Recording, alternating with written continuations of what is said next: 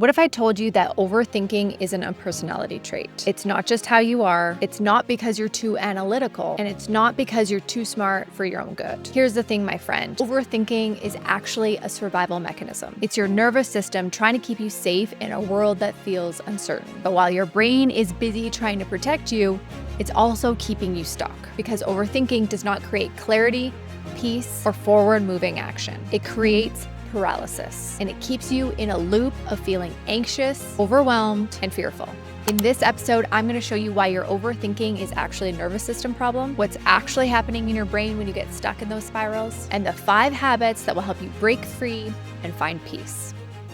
Over the last 5 years, I've helped hundreds of people overcome overeating habits, procrastination, self-sabotage, perfectionism, and all of the other ways that we keep ourselves stuck. And one thing I've noticed is the people who overthink the most are often very thoughtful people. They're often people pleasers, they're perfectionists, they're people who deeply care about what other people think. And I know this because I used to be one of them. Overthinking is something that I struggled with for years. And if you've been following along on YouTube or my podcast, one of the identities that I was stuck in for many years was, I'm not smart enough. So a lot of my overthinking looked like replaying conversations. I'd leave a meeting and think, why did I say that? I should have said this instead.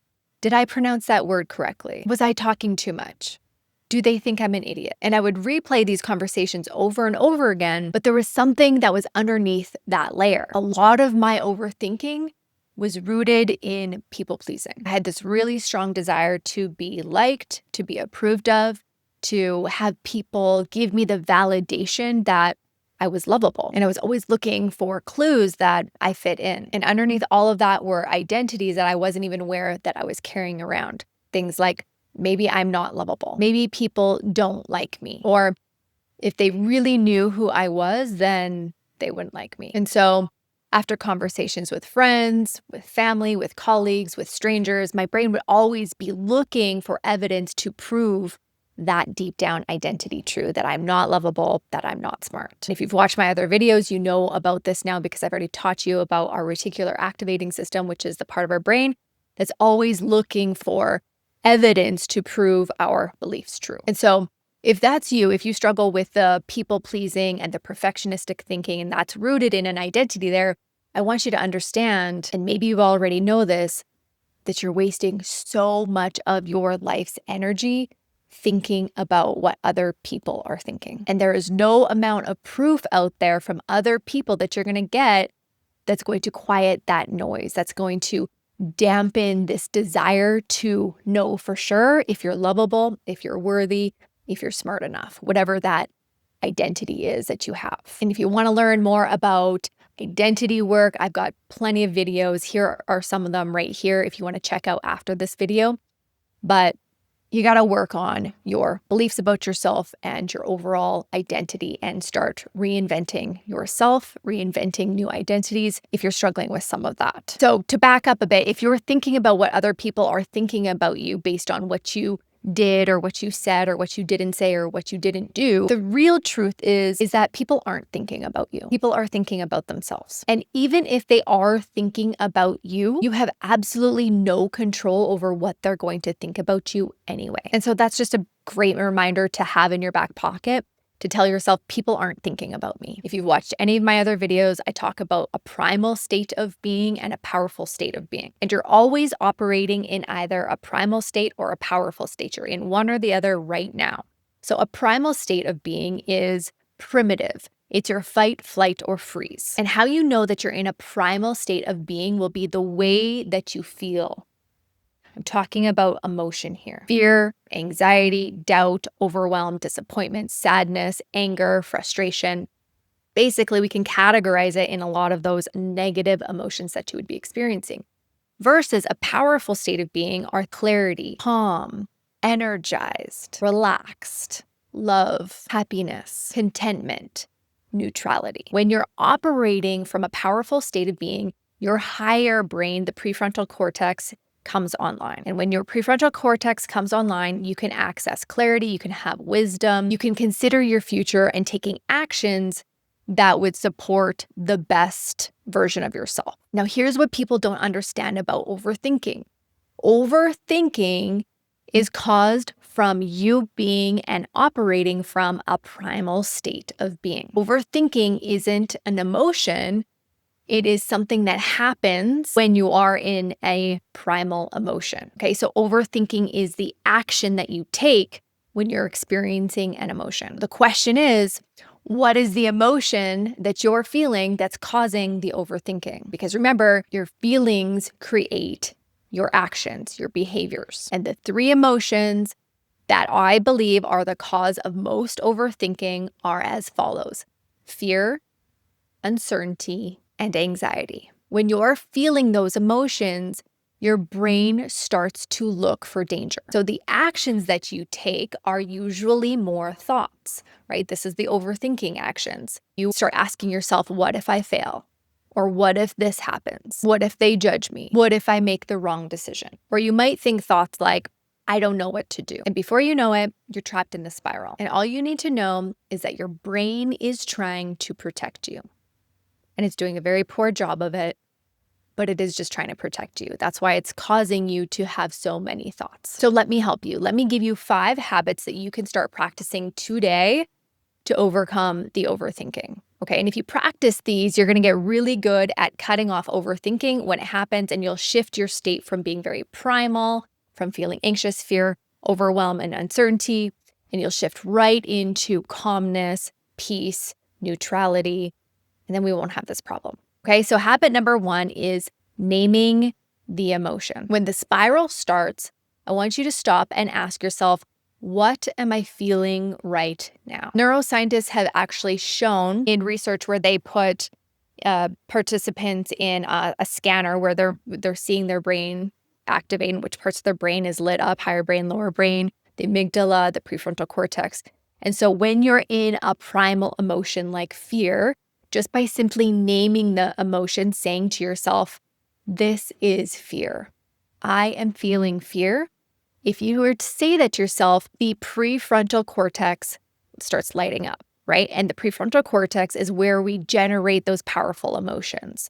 That's where we can have calmness and clarity. So just by you simply naming the emotion, what am I feeling right now? And then you saying that emotion out loud, what you're feeling, that's going to help you access some of those powerful emotions, and that will shift your state, that will shift your emotion. So I am experiencing fear right now. This is anxiety versus I am anxious. I am afraid.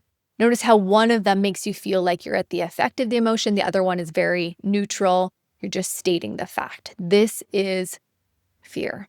And now what you're doing is you're separating yourself from that emotion, and you are now the observer of the emotion. Okay, this will automatically allow you to feel very neutral about experiencing the emotion. Okay, habit number 2 is grounding yourself in reality. This is training your brain to get out of that overthinking loop, and you go right into what are 5 things that I can see, what are 5 things that I can touch, and what are 5 things that I can hear right now. And then you state the facts. I am lying in my bed. I can see the lamp from across the room. I am wearing flannel pajamas. I can hear the birds chirping out of the window. Okay. We want to do this because when we are overthinking, we're either somewhere far in the future or we're somewhere in the past. We're ruminating about something that happened in the past. And so this grounding exercise brings you back into reality, it brings you back into the very present moment. And it actually causes your brain to feel more neutral, which is a powerful emotion, which is opposite from the emotion that we are operating in when we are overthinking. Okay, habit number 3 is the so what reframe. Our primal brains desperately want certainty, but the world that we live in, the life that we live, does not offer certainty for everything. Right? So one of the things that your brain is very good at is creating worst case scenarios. And again, your brain wants to do this because it would prefer that you stay the same. It would prefer that you don't evolve. It would prefer that you repeat actions day after day because that creates safety for our lower brain. And so, especially in this game called life, where we naturally have this desire to succeed, to break the mold, to change our identity, to become the best version of ourselves, it creates a lot of dissonance inside of our body. And dissonance is when there's those 2 competing beliefs. I'm an amazing person. I'm terrible. Going after this dream is possible for me. I don't think this is possible for me. So what happens when there's that indecision with who we are and what's possible for us and what we're capable of? The default setting of your brain is to offer fearful thoughts. Okay? Your lower brain comes online and says, well, what if we fail? And your answer needs to be from the higher brain, so what? What happens then? And this is where your higher brain can start filling in the blanks. If I fail, well, I've learned. I will adjust. I will grow. I will still feel proud of myself that I tried. I will recover. I will not die if I fail. An interesting thing about failure is that most people aren't afraid of failing something. They are afraid of the emotion that they might experience. If you remember, the lower brain associates embarrassment the same as it associates being chased by a bear. Your brain lights up in those same places. Embarrassment, if that is an emotion that you're not comfortable with, your lower brain wants to avoid that emotion at all costs. So instead of going after your dream and potentially failing and growing, your lower brain is just fixated and focused on that emotion that you might experience if you fail. I created a video recently called The One Skill That Changes Everything, where I talk about the number one skill that everybody needs to have is this ability to tolerate any emotion. You need to be able to experience embarrassment in your body to give your lower brain the evidence that you don't die. The currency towards your dreams is the discomfort of feeling negative emotions. Okay, so you're not actually afraid of failure, you're afraid of disappointment, embarrassment, shame, and maybe judgment. If you can remind yourself that those emotions are harmless, that they just come in, and if you allow them to be there, they will fade, they will pass, then you can tell yourself and remind yourself that there's nothing that is too scary for you to go after in your life. Your brain will stop treating those emotions like emergencies, like imminent threats in your life. Hey, quick interruption to the episode. I created something for you. It's a guide called The Identity Gap and a short mini training called The Disciplined Mind. I take you through a guided exercise in this training that will help you close the gap from where you are and how you're showing up today to how you would like to show up in the future. This is gonna help you understand your patterns better, but more importantly, it's gonna help you start changing them in real time. You can grab it in the description or the show notes. All right. Back to the episode. Habit number 4 is future forecasting. And what this looks like is notice when overthinking shows up for you. Is it usually at 8 p.m., right after dinner? Maybe it's during your drive home, or maybe for most, it's when your head hits the pillow and you're lying in bed. Know your pattern, because the flaw with our brain and its thinking, and I'm talking about the lower brain, is it thinks that if we think about something long enough, then we'll prevent it from happening again. But what it usually creates is self-doubt and self-criticism. That's usually what we're overthinking.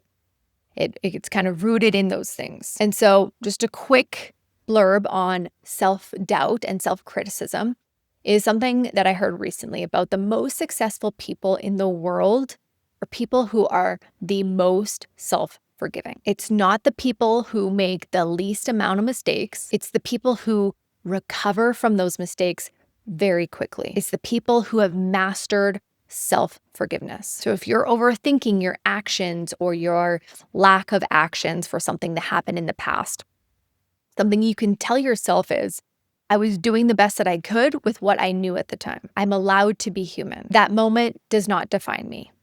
I could have been better, but who cares? And this is why, like I said before, self-love is so important, because if you're operating from the identity of I'm lovable, I'm worthy, I'm whole exactly as I am, even when I make mistakes, if you're thinking like that, if you're believing things like that about yourself, you're going to stop spending so much time analyzing all of your past behaviors, all of the actions, and stop trying to prevent yourself in the future from being perfect as well. And what that does is it frees up so much mental energy to put towards and to pursue the things that matter to you most in life. So the faster that you move from self-judgment to self-forgiveness, the faster that you move into a powerful state of being. So with the future forecasting, start paying attention to what are the times that I tend to overthink. Where do I need to remember today to give myself a ton of self-forgiveness and a ton of self-love so that I stop overthinking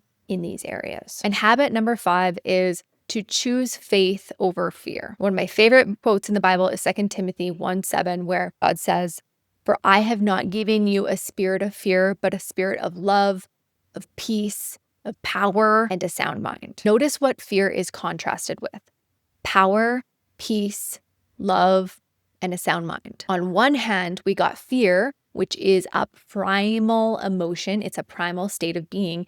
And God says, no, no, no. I have given you a powerful state of being to operate in, a sound mind. And a sound mind doesn't mean that you'll never experience anxious thoughts. It means that you don't allow those thoughts to lead you anymore. You have been way too permissive with your thoughts and your emotions. And it's time to take back control. It's time to show up more powerful and step into the powerful state of being that God has provided for you. And regardless of your faith background, speaking these truths over your life will have a profound effect on your state of being, I promise you. And lastly, my tip for overthinking has to do with making a decision. Peace comes after decisions, not before it. So if you're overthinking right now about something in your life, there's a good chance that you already know what you need to do. You're just waiting to feel certain first. Trust that the decision that you have to make is the right decision. And if it's not, trust yourself that you'll have the wisdom